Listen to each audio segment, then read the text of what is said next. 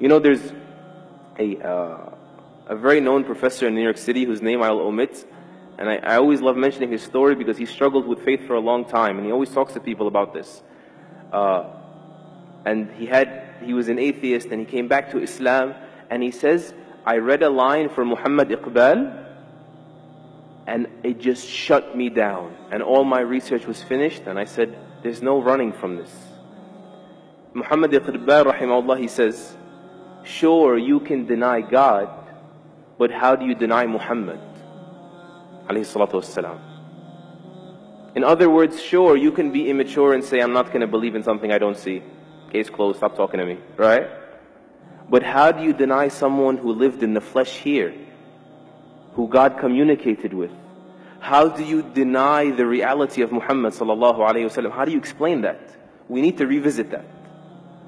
How does a man get born in a vicious environment, alayhi salatu wasalam, and he becomes this beautiful, soft, delicate, bashful, merciful person who was content when people couldn't even be patient, and was merciful when people couldn't even be just.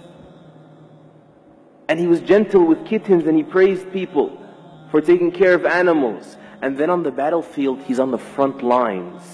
And the tough guy is the one that can stand by his side. Or the brave person, more respectfully, because these are the Sahaba. Right? Al-Bara and Ali, they say the tough one is someone that could come near him. He's on the front lines, alayhi salatu wassalam. How do you explain someone who's like that, of valor, and then he stops the army, as Ibn Mas'ud says, or he says we were on a travel, and he says, who scared this pigeon regarding her babies? Who took the babies away? How do you explain that?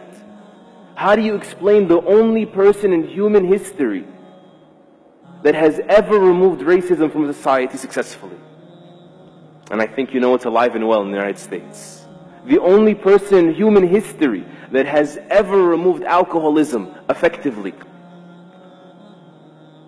that has suffocated the institution of slavery until it dwindled and people benefited from their freedoms and enjoyed them.